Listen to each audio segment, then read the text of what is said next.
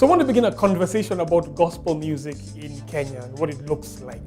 One of the things I hear people say every now and then is that gospel music in Kenya has gone secular. It's very secular. You can't even tell them apart anymore. I want to have a conversation about that and dig into it a little bit. I'm David Kuria and this is Groove Talks. So I've had the opportunity, it's a great privilege of traveling across Africa, just listening and engaging with gospel artists in different countries, just to compare and contrast a little bit. I went into Addis Ababa in Ethiopia and I met up with a good number of gospel artists there. What I found interesting, I met up one particular group, a Christian hip hop group that were launching, would you believe it, the very first Christian hip hop album in all of Ethiopia. I was just like, how cool is that? But it was the very first one. I went into Kigali and there I was speaking at a gospel artists forum and it was very cool. Let me tell you, Rwandan artists, those guys can bring the house down. Amazingly talented singers, amazing. I listened to some great a cappella music. I listened to some praise and worship. I listened to some choirs as well. They love their choirs out in Kigali and they're phenomenal. Then after the event, I kind of was just taking a look around the city. I was in different people's houses, in hotel lobbies, in taxis, listening to what are the young people actually listening to, just the populace. It was interesting. They listened to Rihanna, they listened to Drake, they listened to Beyonce. At least that's what I heard while I was there. And my mind instantly went back to the forum I was in of gospel artists.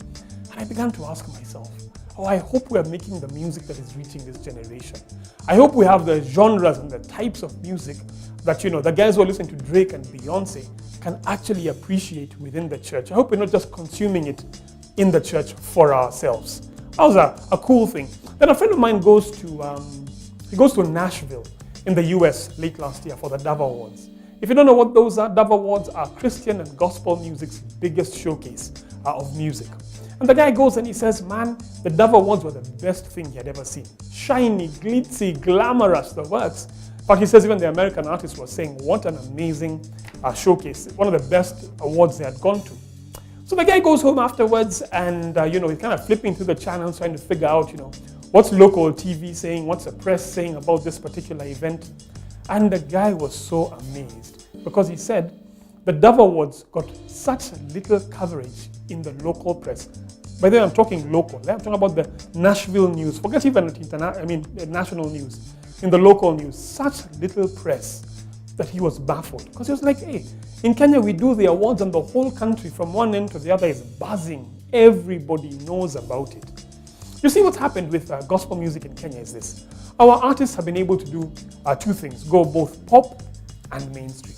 Pop just means they're able to use the popular styles of the generation, what's happening in the generation. But they've also gone mainstream, which means they've entered public consciousness. It's not just a little niche thing on the corner anymore, but everyone knows about it, Whether you're in Moyale or you're in Embu or Malindi, if one of the top gospel artists releases a big song, you'll know about it. It'll soon become the ringtone of this country. And that's what I love.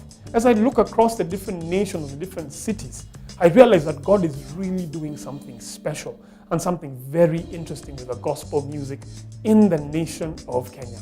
Over the next couple of videos, we want to continue to unpack this thing for what's really going on. Is it that we're becoming secular or is God really at work doing something in our nation? We'll talk about that as we continue.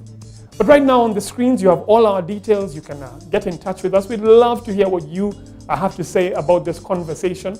And what we'd love is if you could subscribe to our YouTube channel. There's a button right there. You can click on it, subscribe. You'll know when our videos are coming out. Looking forward to some good conversation with you.